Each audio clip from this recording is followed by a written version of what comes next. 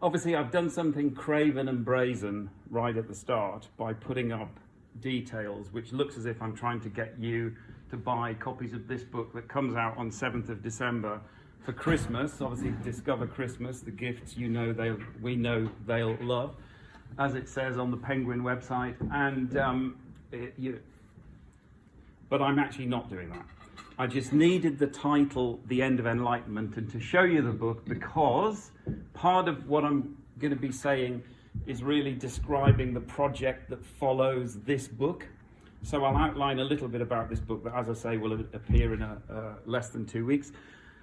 And I'm going to outline a project, and in some ways, one way of seeing it is to say what Pocock missed out of the Machiavellian moment, which is obviously the history of republicanism, and what comes after, and what are the consequences of the Machiavellian moment for today, because I think we need to start talking about free states and their natures, and obviously the discussions of free states, sometimes we call them democracies, old words, obviously republics.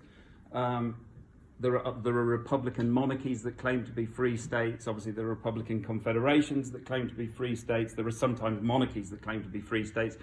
But in the present, obviously, we call them democracies or liberal democracies, obviously contrast them with socialist democracy under the Soviet era.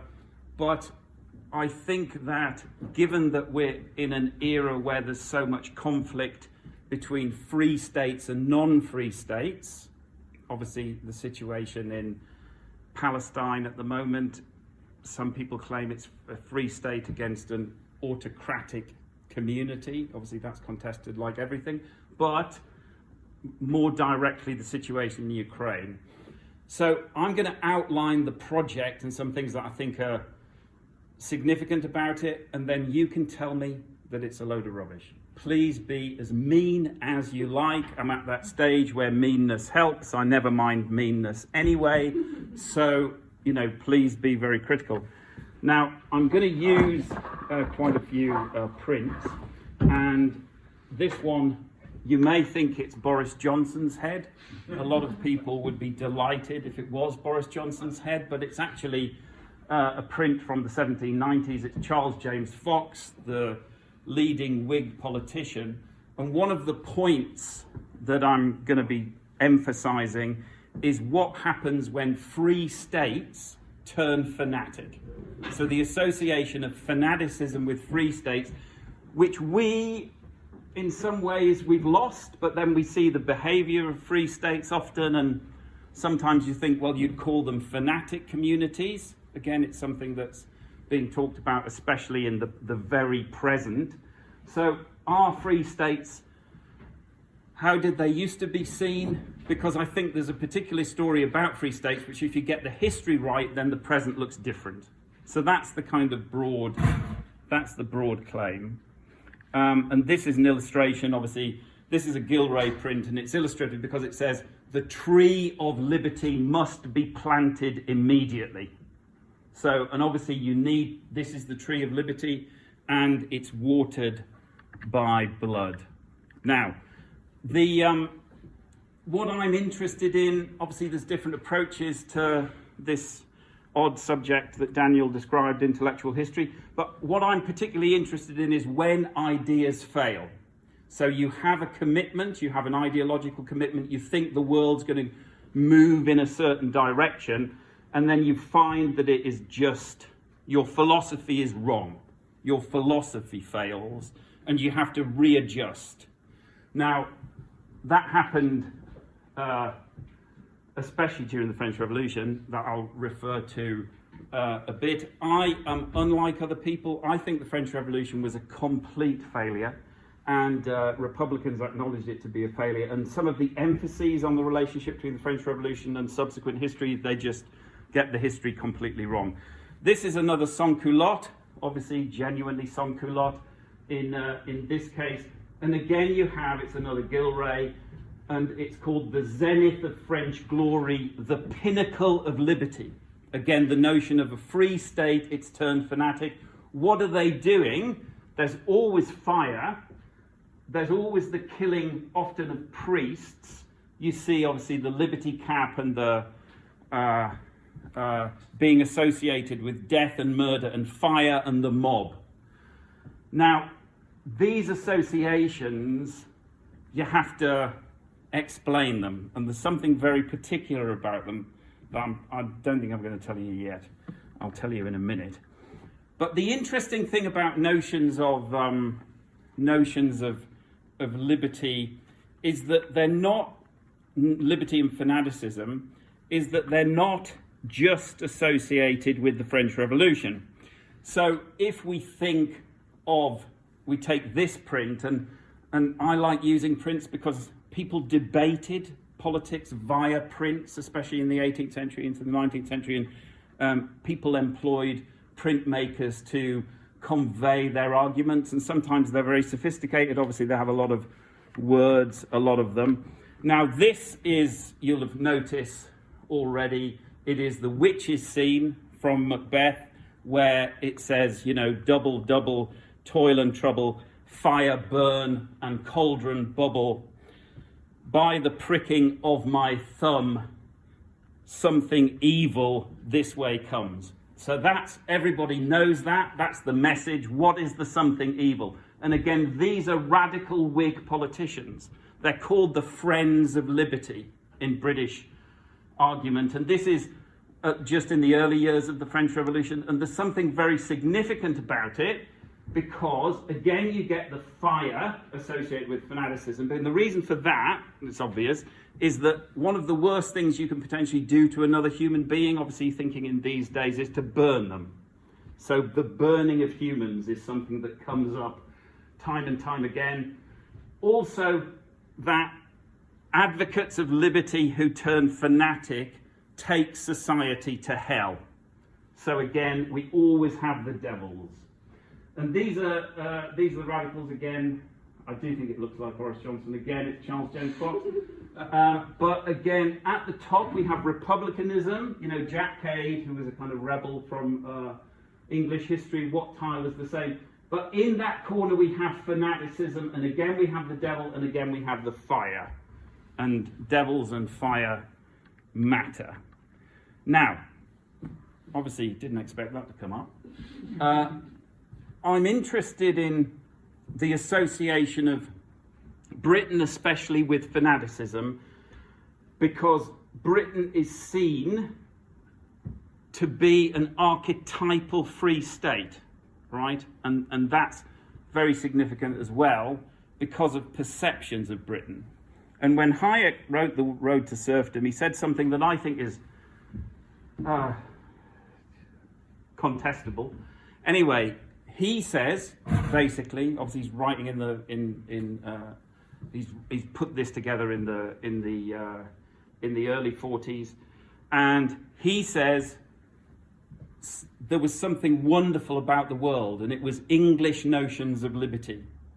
And then a terrible thing happened, which was German culture became dominant. The world went to hell. Ultimately, Hayek's point really is that the war and the Holocaust can be associated directly with French ideas as well as German ideas, because he hates revolutionaries, and he thinks that you have to condemn the European past, and you have to, a bit like kind of the modern culture wars, you have to find the bad bits of history, you have to identify the bad philosophers, and you have to condemn them. You might need to study them to learn how bad they are, but that is the point. Now, if you're writing in this time and you're saying English ideas were the source of a non-fanatic liberty, right, that's the point. England is moderate liberty, and it is non-fanatic. So Hayek knows, like, Britain's finished as an empire. It's not going to be in the state that we're not going to return to the 19th century after the war. But then the question becomes, how do you re-establish notions of English liberty in conditions where it's failed? And actually, because, as he says, even in England itself, German ideas began to become dominant. So if you've got this virus, how do you cope with it? Okay, you've gone through war and hell. What do you do after the war?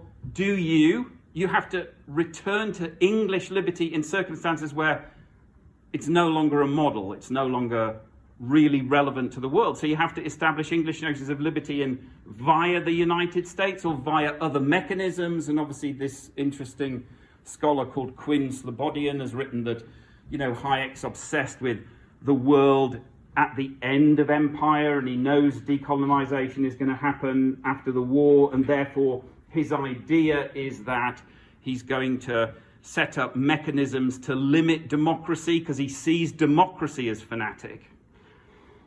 I don't think that's right. Part of it is right, but a lot of Hayek's friends see democracy as fanatic. But the point is, I think, in a sense, the really clever thing about about Hayek is the notion of, would be great if it was Hegel, about Hayek is the notion of how do you get rid of nationalism? And I think getting rid of nationalism, because that is the fanatic force that leads to wars, the way that you do it is to make states weak because they're dependent on international flows of capital. So if hedge funds rule the world, obviously that wouldn't be a term that Hayek would have used, then somehow you might be able to use markets to limit national power.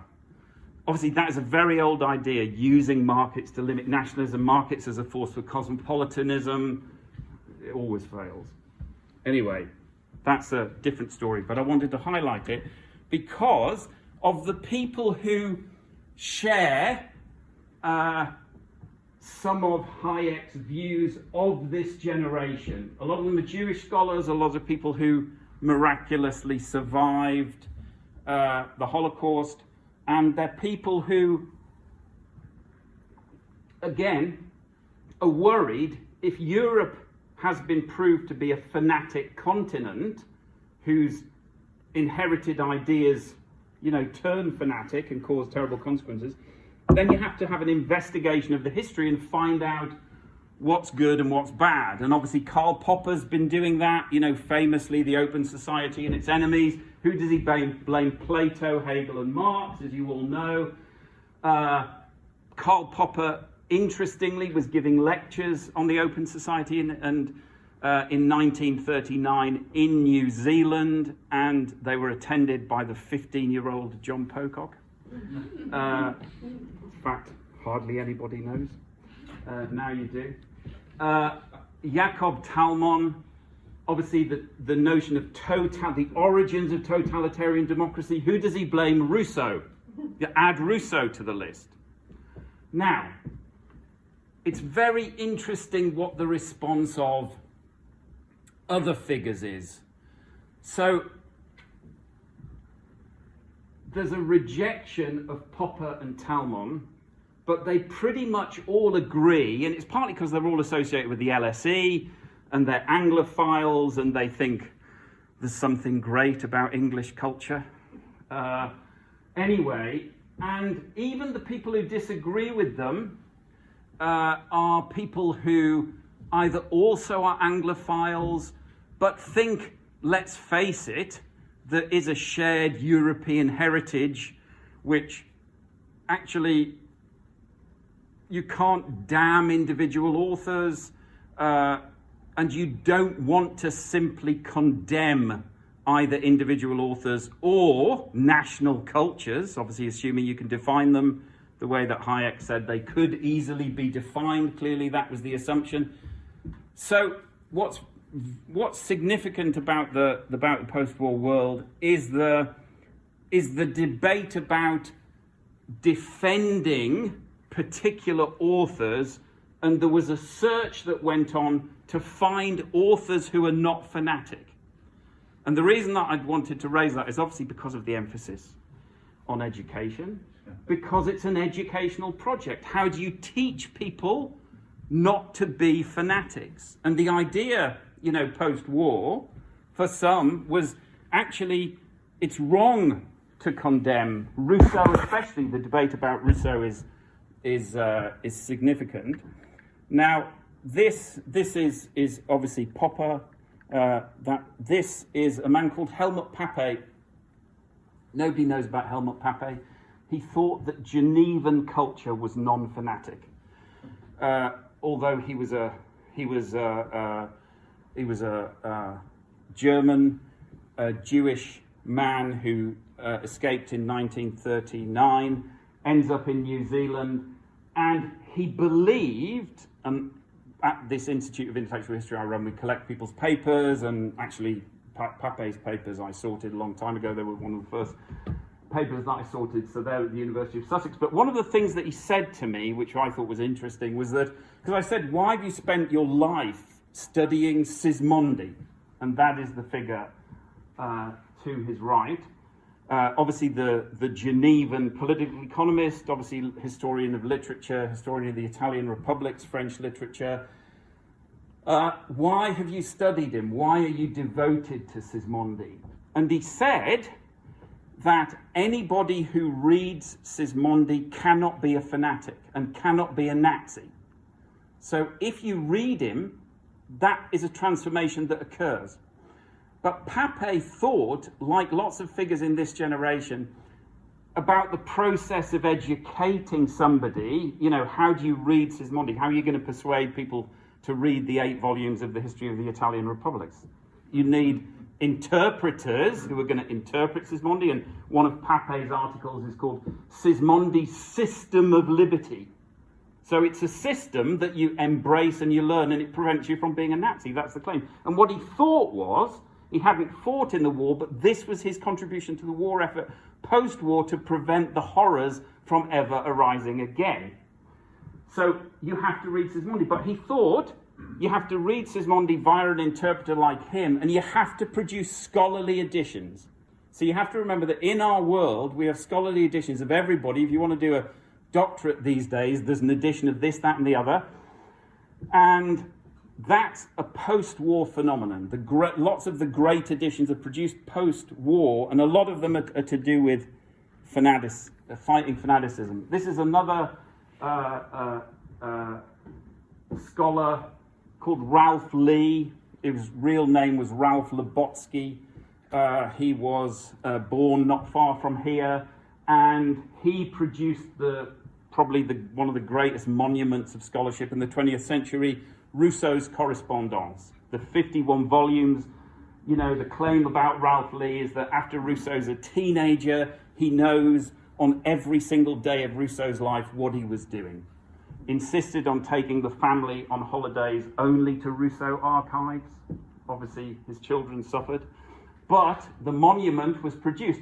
And it's interesting because Ralph Lee was part of that milieu associated with people like Isaiah Berlin. And Isaiah Berlin followed Talmon and in condemning Rousseau.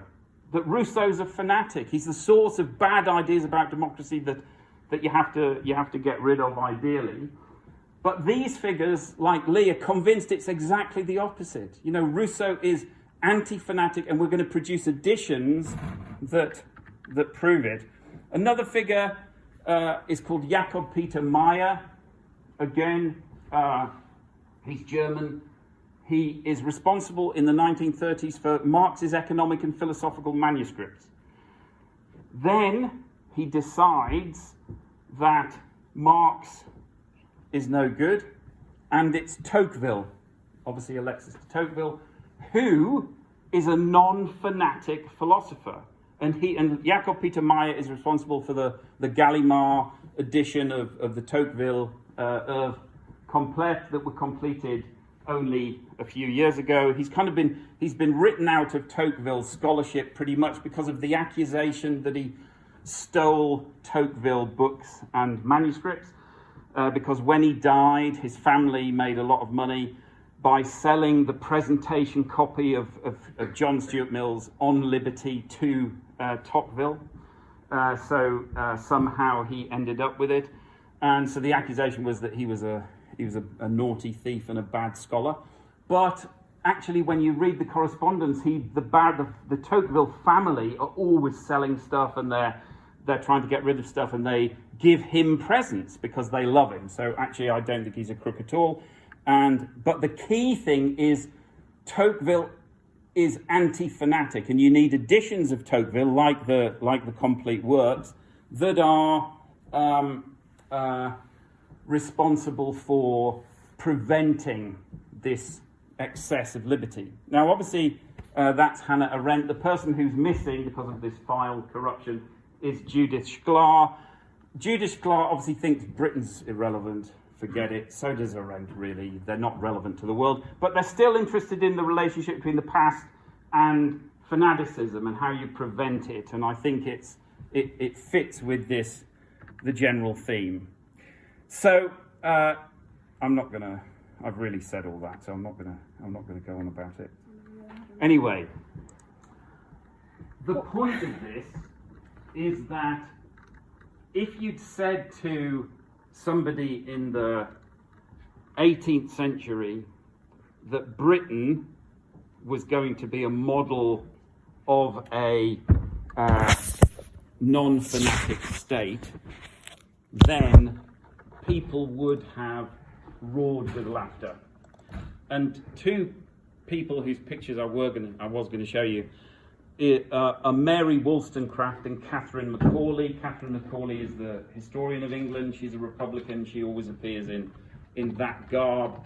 But Mary Wollstonecraft, obviously the author of The Vindication of the Rights of Woman in the 1790s, both of them thought that Britain and British traditions of liberty as they saw them were entirely fanatic. And they were entirely fanatic for very, very particular reasons. And the idea of modelling, using Britain as a model-free state, if you believed that, you were crackers. And one of the things that I can tell you is true, even though other people are not necessarily convinced, is that there's an assumption in the 18th century especially that Britain is a successful, stable, free state that is doing very well, and that the standard story is that figures like Montesquieu or Voltaire loved the English model so much that they advocate it. Obviously, the claim is made about Book 11 of L'Esprit des Lois. But actually, if you study the texts, nobody thinks Britain's going to survive. And nobody thinks Britain's going to survive because free states everywhere are in decline. And it's something, again, given that there's a prevalence of liberal democracy, and I know they're, especially these days, they're kind of in semi-crisis, but the expectation that liberal democracies are stable, if you map that onto the early history of free states, especially in early modern times through the 18th century up to the French Revolution, then you realize that free states are in dire trouble. All of the republics are becoming endangered species. And obviously they're all small states for the most part. Obviously Polish, Lithuanian Commonwealth, if you call it a free state, is slightly different. But what amazing technical support we get in crisis. It's obviously I'm talking about when ideas fail. Obviously I have to add when PowerPoints fail.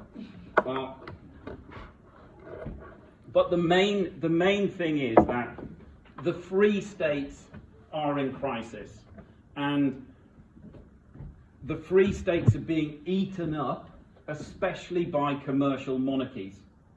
And pretty much every single republic that exists in Europe, obviously including the old Swiss Confederation, disappears. So if we think of the surviving republics, the surviving free states, then we think about Venice, Genoa, the Dutch Republic, we think about the Swiss Confederation, and every single one of them loses its liberty and changes its form by the end of the century. Obviously, the irony, which you'll probably all be aware of, is that the French Republic is the state eating up all of the little republics. So the French obviously take Venice and Genoa. They lose their liberty, obviously invades Geneva, loses its liberty, and changes the nature of the Swiss Confederation. And those free states are gone.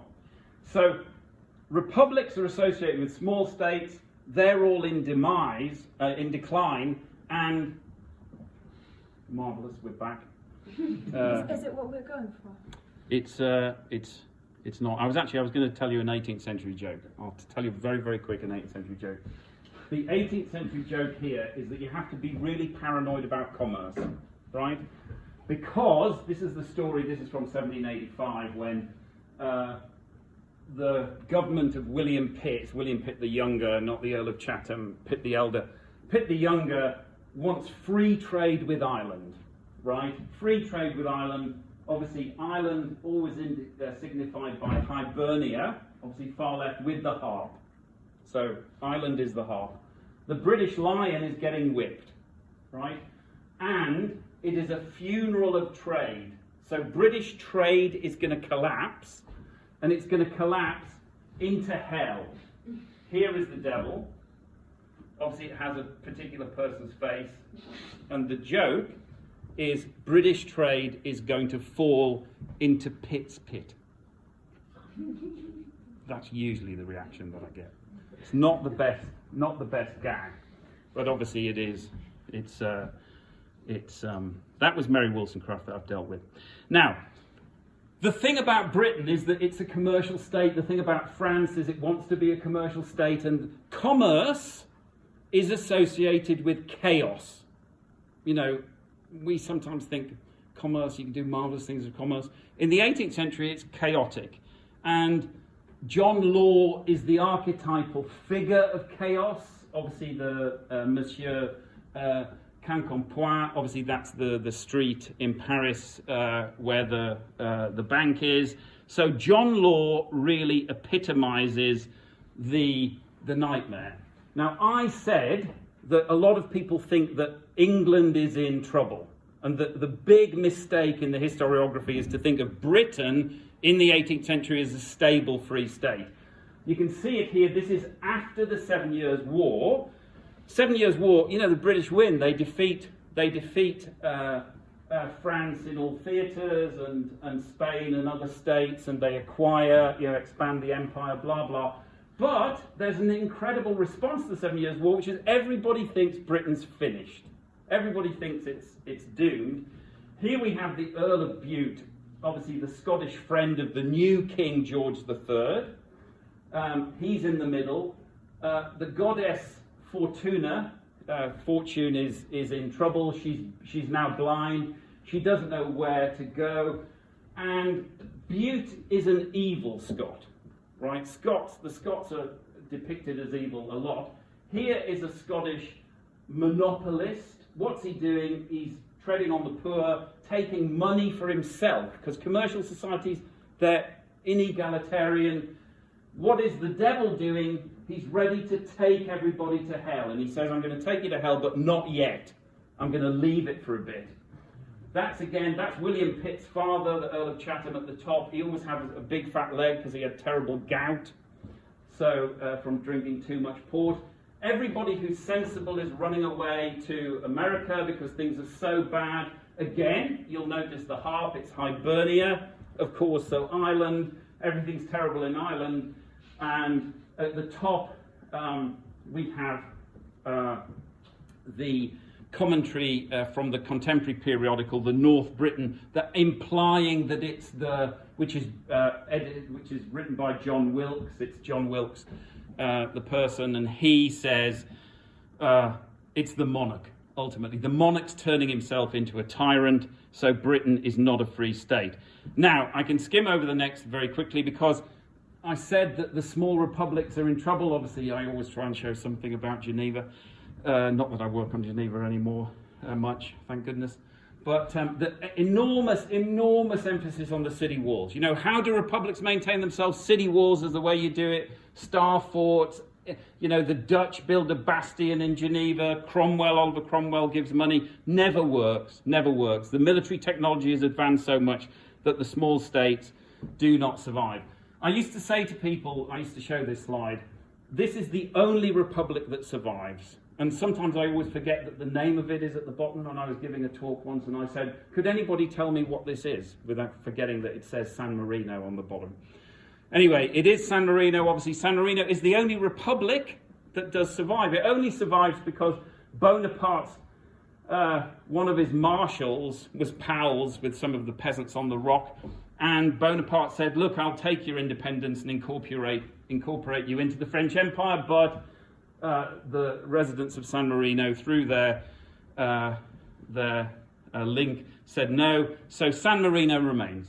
It is the only 18th century republic that survives.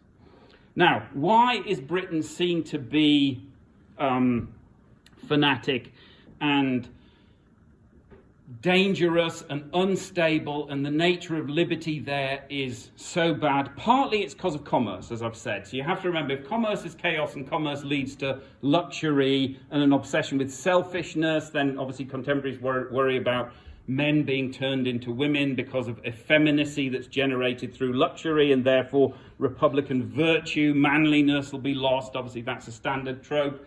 But also there's an association with the rise of Cromwells, the rise of a Caesar figure. Here we have Cromwell, the ghost of Cromwell, advising again. Charles James Fox appears yet again. It's called Malagrida. Malagrida was a Portuguese Jesuit who tried to assassinate the monarch. And Malagrida is always the name for the person who is there, which is the Earl of Shelburne, who was Prime Minister for a very short period of time, who made the peace with the rebellious 13 colonies and was kicked out of office immediately for making peace.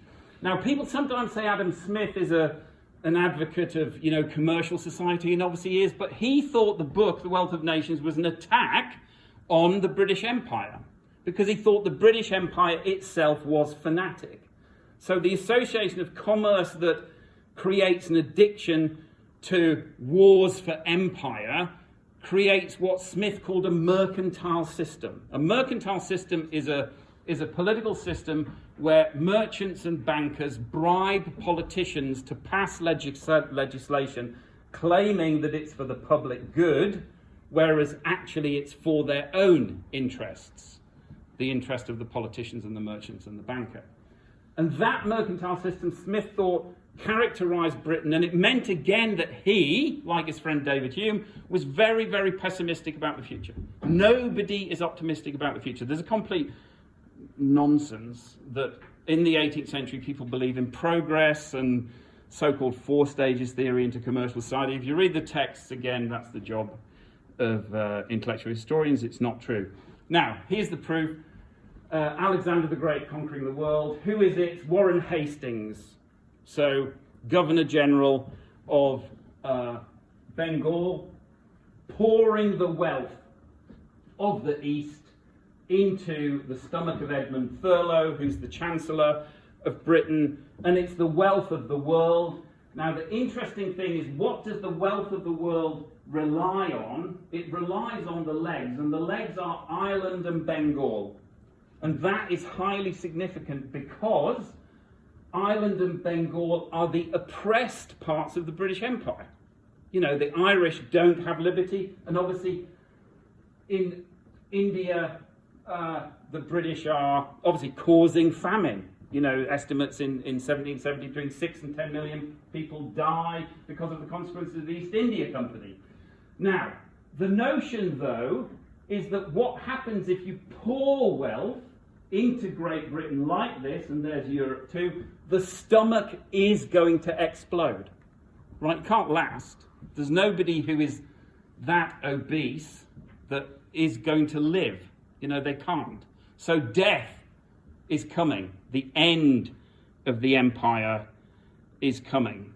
But then, what are the alternatives? This is the Dutch Republic. Obviously, the Patriot Revolt in the that's the Stadtholder. He only has geese left to rule because the empire is being taken by the monarchs of Europe who are going to divide it. So you can't trust monarchies either, the so-called unfree states, and you can't trust the French Republic. When we get the French Revolution, obviously the joke is on entering volunteers for the Republic because of where the Liberty staff is placed. And the notion is that actually the French Republic, right from the start, is fanatic. And it's fanatic in a different way to the British. The British are fanatic because they pursue wars for empire, and they have an enormous national debt that everybody thinks is totally unstable. But to pay the debt, they have to fight more wars to create more markets. Obviously, the reason why there's a turn to empire in the 18th century is because commerce becomes, as David Hume said, a reason of state. All states have to pursue commerce. Well, how do you pursue commerce? You pursue markets. You need to incorporate markets into your domains, or you need to control the politics in an alternative domain that then allows you to control, to take the wealth. So this is the logic of commercial empire, and it means that's why small states become endangered. So you can't trust the French Republic, and they're so bad. These are the Dutch burghers who are being told that they are going to be made free, where actually their pockets are going to be pinched, their wives are going to be taken, and they are nice and healthy and plump, and so they have wealth, and they're going to end up like the ragged republicans that you find in France. Now, I think this is the last of these prints that I'm going to show you, and I'm going to have to, I don't want to go on for too long. I know that we started late, but one of the points about liberty is shown in this print. And obviously, it's a Thomas Rowlandson print. It's from October 1792, which is why, again, Geneva, I'm sure you've already spotted it, in the top right. The reason Geneva's there is that the French armies were at the gates of Geneva in October 1792. So the expectation was they were going to go in. Actually, they don't. They leave it independent for another 6 years. But it ridicules the French Revolution. Obviously, it's humanity, but there's murder, universal benevolence, abolition of offensive war. Look what happens to equality, liberty. There's the collapse of law, order, humanity. The assignat, paper money, is terrible. But the key to everything is right in the centre of the print. And again, I know you've spotted it, you have the burning of humans. You have the burning of humans, which indicates the most grotesque fanaticism, but it's the burning of the priests and the bishops again. And that was in all of the prints that I've showed you about fanaticism. And the reason for that is, the lesson is that republics are fanatic churches. That you create a community that's called a republic, you're actually creating a church, you're replicating the worst excesses of the Reformation. So this is a return to Reformation levels of religious violence. Again, obviously in St Andrews they burned martyrs, and there's marks on the pavement where the humans were burned still. And it means that one way of interpreting the French Revolution is the French, obviously a Catholic country, they finally experienced Protestantism. Because once you create a republic, what happens, just like in Reformation times, the fanatic republic splits, and then it splits, and then it splits, and then it splits. So once you create a Republican community, it divides and divides and divides. And that's exactly the claim about what's happening in France. So it's a return to the Reformation. Again, it's not often realised that that is the nature, the way that French republicanism is seen. It was also the way that English republicanism was seen on that early print, the Macbeth, the witch is seen. It's all about a return to Reformation levels of violence. Now, I'm going to finish in a minute, but I just want to say a few last things and show you a couple of final prints. And if you're a small state and you are endangered and you don't trust big states because they want to oppress you, and they do, then is there anything that goes against that, is the question. And very oddly, the answer that is given in the 18th century increasingly, especially towards the end of the 18th century, is Scotland.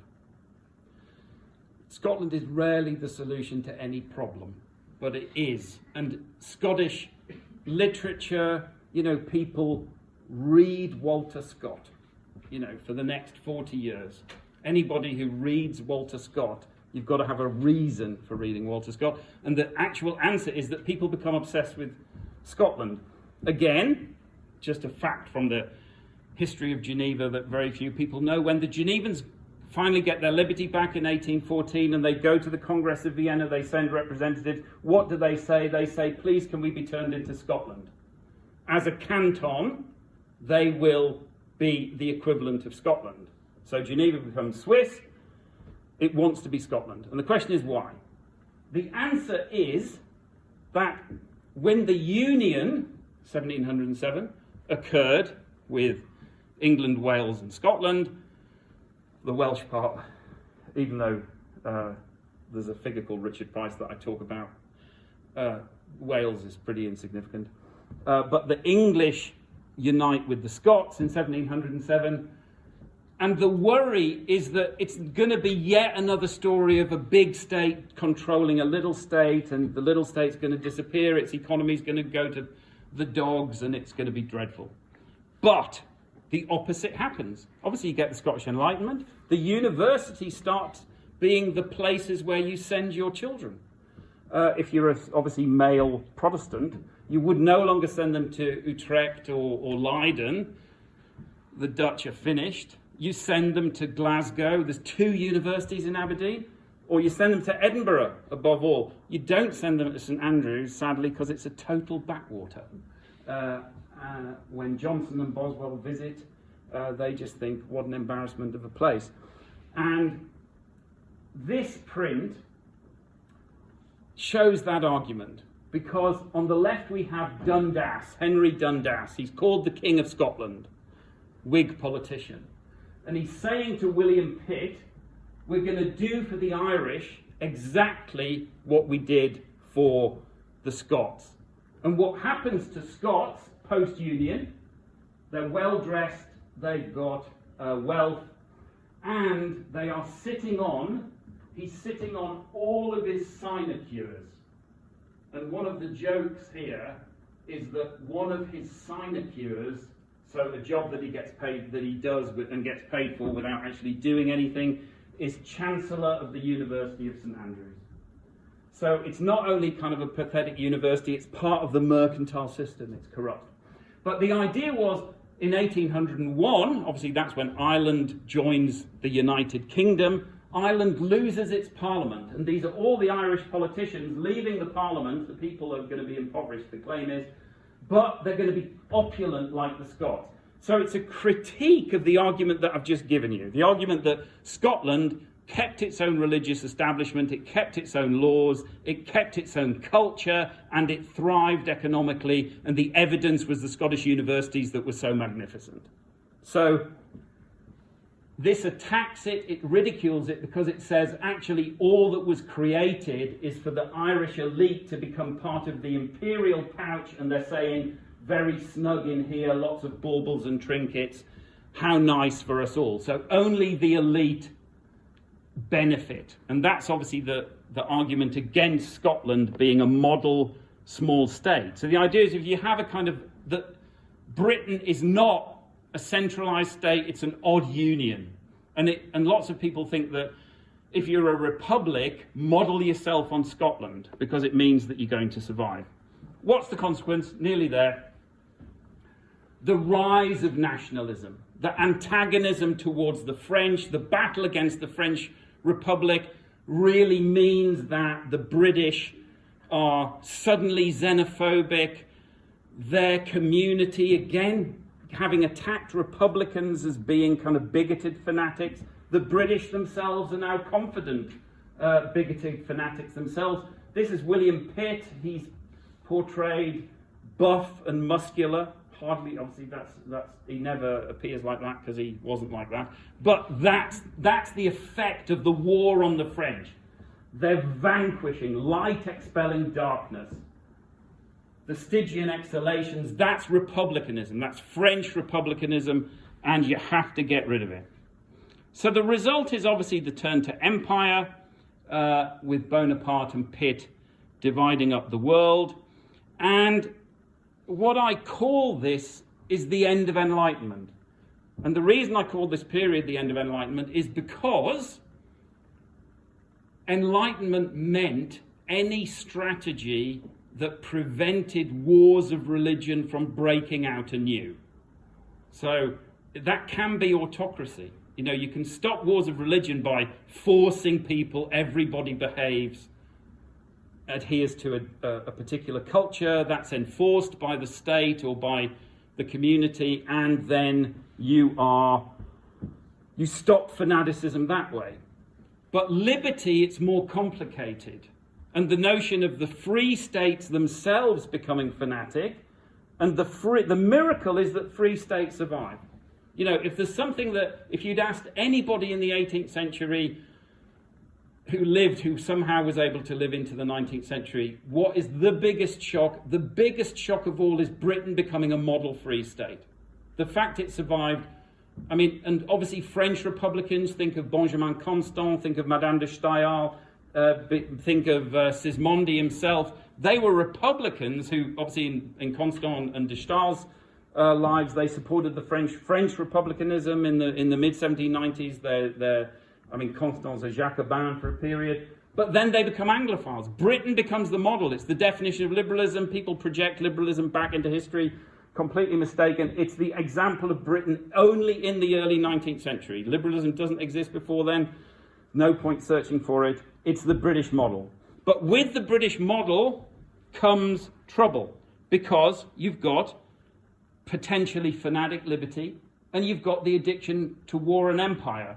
Jefferson, supposed to be anti-British, what's he doing? Empire of liberty, mercantile system, you crush the native peoples and you establish your empire. De Tocqueville, obviously he saw the French in Algeria. What does he say? Even though it's horrible to the people, there are terrible atrocities occurring, he says we have to do it to be a great nation. You know, France, if it's going to be a free state and a great state, it has to have an empire, it has to have a commercial empire. That's the tragedy. So the victims, obviously, when he writes in Democracy in America, and he describes the Choctaws crossing the Mississippi, and they're simply the victims of this process. And Jeremy Bentham, who becomes a Republican and a Democrat after the French Revolution. Nobody's a Republican and a Democrat after the French Revolution, except Bentham. Bentham's obviously terribly eccentric, but he always hated sinister interests, sinister influences. Hated the fact that the mercantile system still existed. So Britain's a free state, but it's got a corrupt economy. And the point is, if you want genuinely to get rid of fanaticism, you have to get rid of the mercantile system. That was Smith and Hume's lesson. Otherwise, you're going to have fanatic, obviously we call it populist, notions of liberty abounding. And I personally think if you understand the end of enlightenment and you apply it to subsequent politics, then you realize that we're still there. Thank you very much.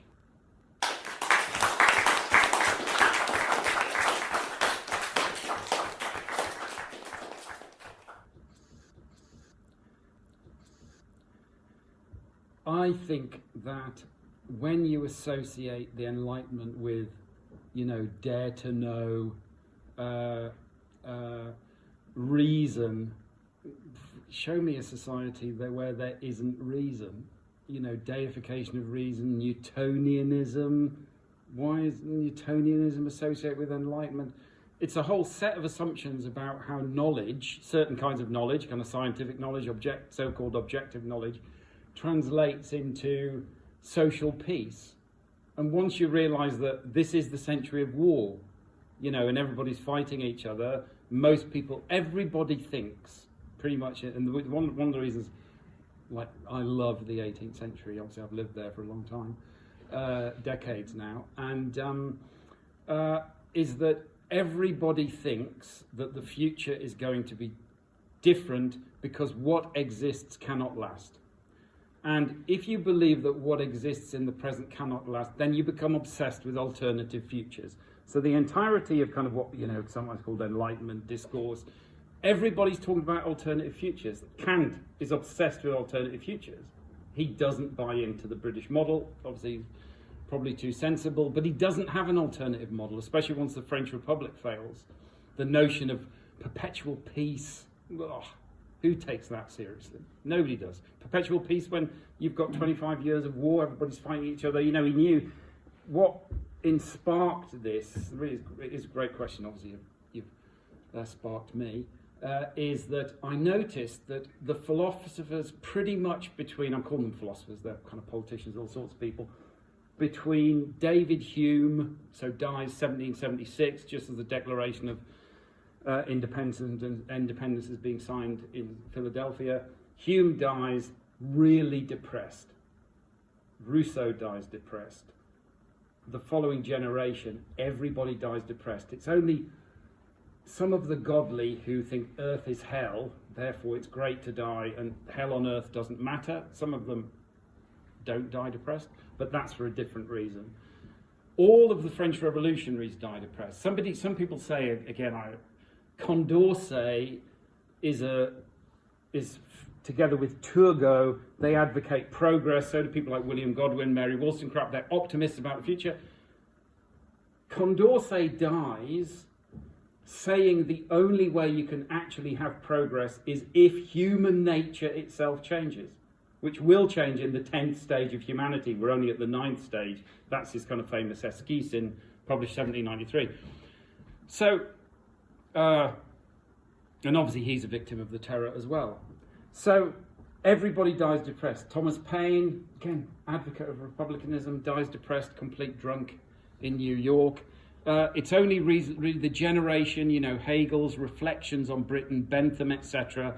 They think that Britain is not fanatic and therefore some version of Britain or some version of monarchy, you know, the reformed monarchy, which is not a free state, can be non-fanatic. And that becomes the debate. So I think pretty much when everybody talks about the Enlightenment, they get it wrong, because they're generalizing about an ahistorical concept that they're projecting back in time and it's not doing any work for them. Whereas my Enlightenment is right, because it tells you what's happening, and it ends. And it was to stop wars of religion. You know, in the 18th century, what are you happy about in the 18th century? You're happy because the wars of people aren't burning each other. You're not saying to somebody, I'm sorry, I'm going to have to burn you, but God's told me that's the thing to do. When we get to the end of the 18th century and people saying, I'm sorry, I'm going to have to burn you, but that's what I have to do to make us free, that's the direct parallel. So reformation comes back, and that's the end of enlightenment.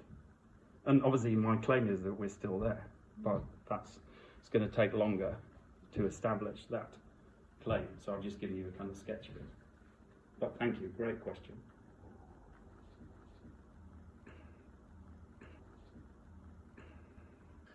Not necessarily.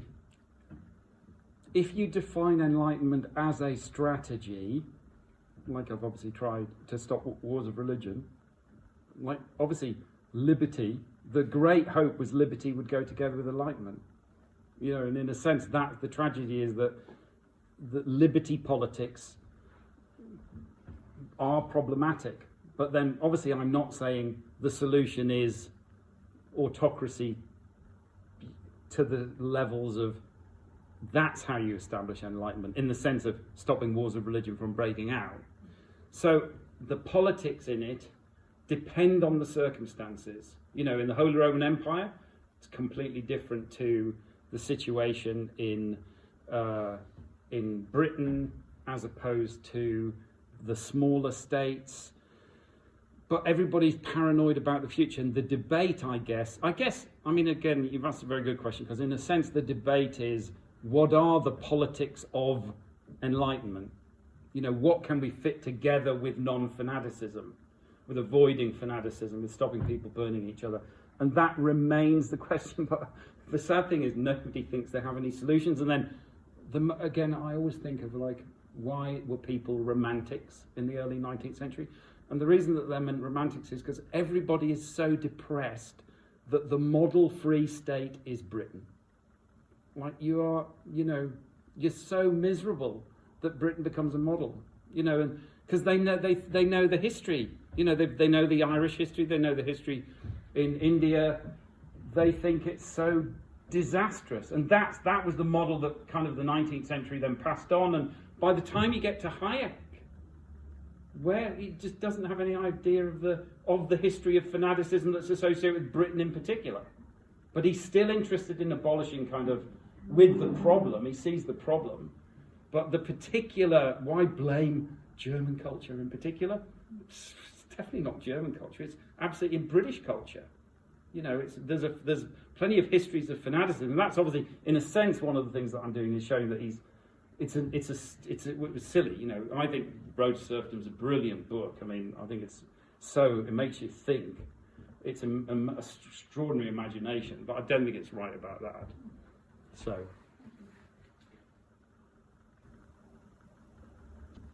I think the thing is that the British state becomes a model for everybody. I think it does for China. I think it does for the United States. I think it might even be currently a model in India. And it's not gone away. Like the mercantile system, you know, when everybody complains about corruption and politicians who just are bribed by the merchants and bankers, that's the history of Britain. So I think my personal there was once a marvellous time in history, which obviously will never be repeated, which occurred like during the time of somebody like Samuel Pufendorf in the end of the 17th century, where the job of what we would call a kind of historian, I would actually say an intellectual historian, of course I would, that your job's to predict the future. And that's the role of history.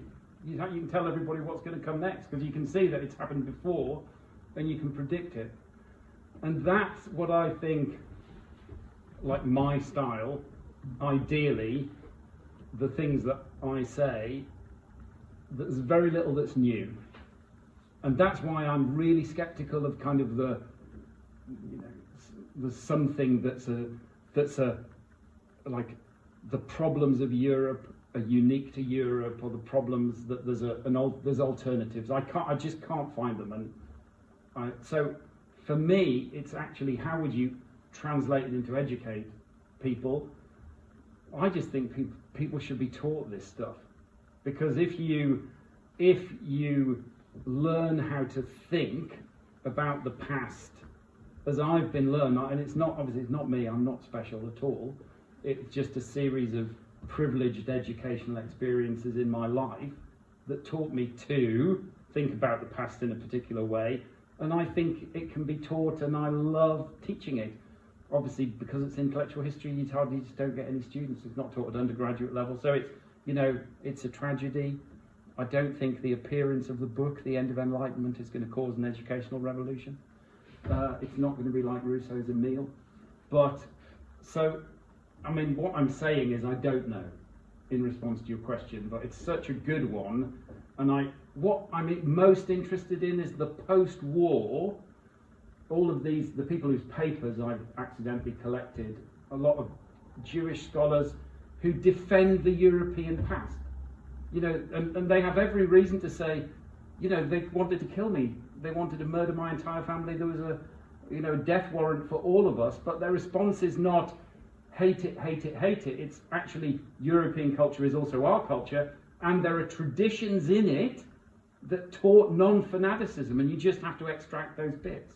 So in some ways, I think it's articulating the research problem. You know, I'm always interested in what's the research problem that the evidence is trying, the evidence that you provide, the things that you're discussing, what does it solve? So I always say articulate the problem and then articulate the solution, and it's always debated and it's always controversial in the sense of there's never one answer. It always depends on particular circumstances because you have to learn Montesquieu. And that's so I'm not answering the question, but I'm saying it's that you've articulated the problem very, very well. And I can't answer it, but I think I know some of the ways that I potentially could, I suppose.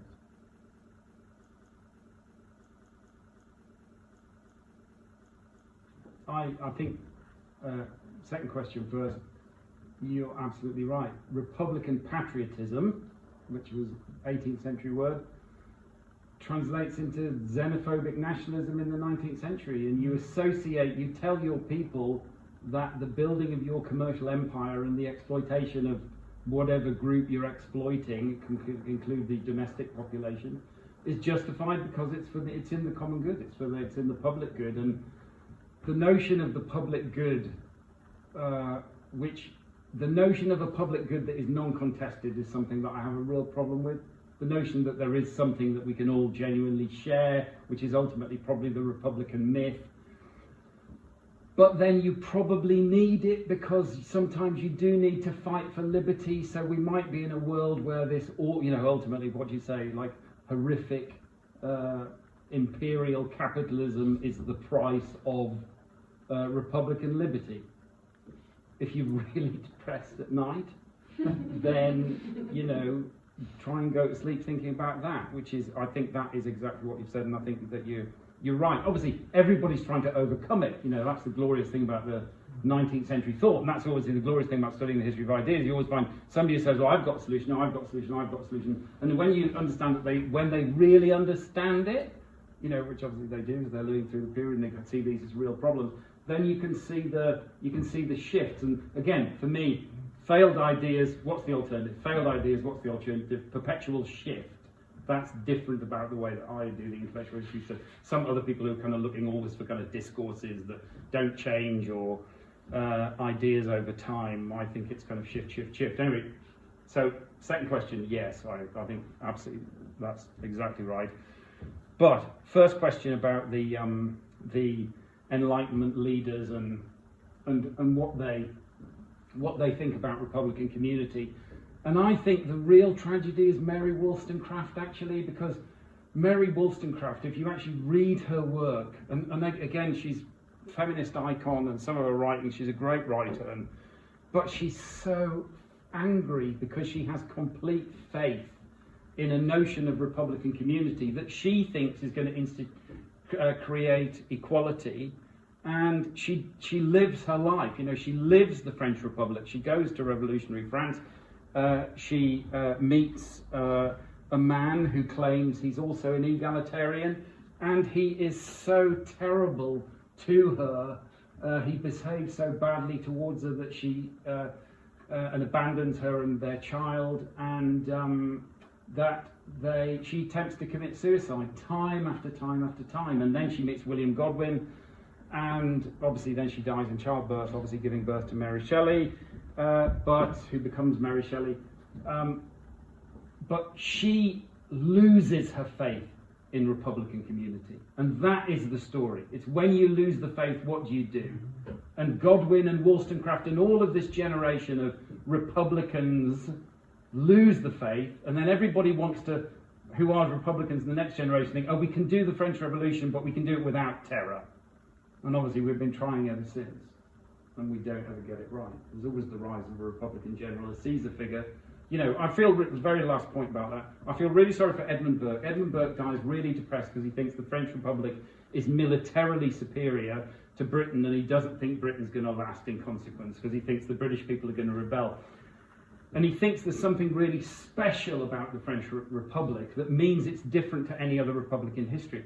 And he dies in 1797. If he'd lasted to Bonaparte, he would have been so happy because he would have realised it was just a standard revolution. The people rebel, They attempt to create a republican community. They start fighting with each other. They split. They put their faith in a republican general who says that he represents the revolution, and he turns himself into an emperor. Like standard story of kind of democratic revolutions through history. So he thinks it's special, which is why Burke is not conservative. But that's another story. Thank you. In history, global history is the rise of the European empires because they connect the globe. There's local indigenous histories that I think some of these problems crop up time and time again. Attempt to create a free state, failure, you try to establish liberty anywhere, becomes a mercantile system. I look at this because I know it well, and I think it can be mapped on pretty much anywhere. I think I'm telling a global story. And I think Eurocentric is fine to say if there's an idea that you can identify that is separated. And obviously the slides I didn't show you were obviously about the Native Americans and the experience and the excluded peoples. And what you do, one of the solutions to this is to create a separate yourself. Separate religious communities, separate state. The notion of the closed commercial state, which is an idea associated with Fichte, you separate from the world. Again, in some ways it is the history of China, but then it turns itself into a British-style empire, following all the old patterns. So I actually think I'm telling a completely global story, and I don't understand, given that actually I'm really interested in the history of India. Wherever the British go, I'm interested in it. I'm interested wherever the French are. And this is the story of commerce eating up states and bringing chaos, right? Smashing indigenous cultures, homogenizing everything. What do Republicans do? They stamp out local tradition. Everybody has to be the same. What do the French revolutionaries do? Get rid of all the local languages, the local legal systems. Everybody has to speak French. You get rid of it. Homogenization, homogenize. You want a free republic? But that's the kind of state? There's nothing Eurocentric. It's a story of politics. And I cannot, when people say to me, which they do, and I don't mind, I'd like to know what it translates into in terms of ideas that are alternative to mine. So again, an identification of a research problem, if it's only, why don't you look at them? Then I'd say I probably am, because I'm really interested in them. But if it's articulated as a research problem and a set of ideas that I can say, okay, well that was a solution that was, and there will be, obviously we have the history of the world, but they tend to follow once the British become a model in the 19th century, that model of liberty wreaks havoc, right? I'm not a fan of the British Empire, but I know what it did, and the effects are global, and that to me is global history. And it is, and I think when we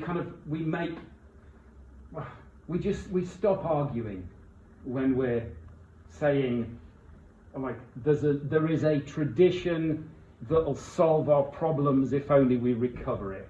I can't find it. I'd love to. And if you know what it is, please email me and tell me what I'm missing, because I'd love to know, because I don't give a damn if something is European or not. And also the notion of Europe. I'm talking about Europeans killing each other all the time because they hate each other so much that they don't have a European identity. The British hate the French and the French hate the British. And then lots of other people hate everybody else.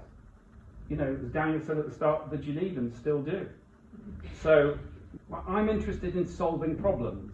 That's my history. The history of political thought is the history of solving problems.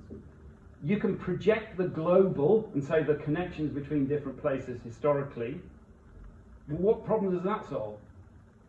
There's this related debates. And I'm not time saying that, and is my story Eurocentric, and am I in a privileged position? Look, I'd study the abolition of empire. And the thing that I actually does get to me a bit when people talk about decolonisation. These people want to abolish empire. They want to get rid of the British Empire. And they think they have a chance when America splits, and abolishing empire really means getting rid of empire. It doesn't mean creating another nation state that just wants to turn itself into an empire, which is pretty much the history of every nation state. You liberate them and all of a sudden there's a civil war because one part wants to break out. History of Protestantism again, Republican communities, free states. It's global. There's genuinely, I'm not joking. I study the abolition of empire, and I think we're totally naive about it.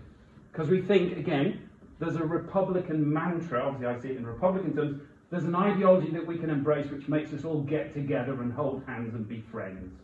Can't see it. Other tiny last point. One of the things that I think about free states, especially these states that we call, Europe that claims it's free states, there's not a mass exodus from them, right? You saw that print where they're all going to America. You want to get away from it because it's a free state, but it's not really, it's hell. There's an alternative. It's hard to see alternatives. I'm really interested in ideas when there's exodus, where peoples are moving because they think it's so bad. And at the moment, I can't see it. I just can't see it. And I'm not intending to be rude, but it does. I think studying the history of political thought, it's certainly not Eurocentric or anti-global, and there's nothing I can see that's somehow global or how if we get away from Europe, everybody will get on. So it's the oldest nationalist project in the book, and I think don't fall for it. Don't fall for it. Politics, it's complicated and it's hell, especially when people want to burn each other or condemn each other and fight each other. And I'm interested in the history of peace. And I think it's hard. It's hard. Usually changing your nature, changing your culture, embracing the people that you disagree with, really hard. The easiest stuff is the glue that you get from hate. And there's too much of it everywhere, I think.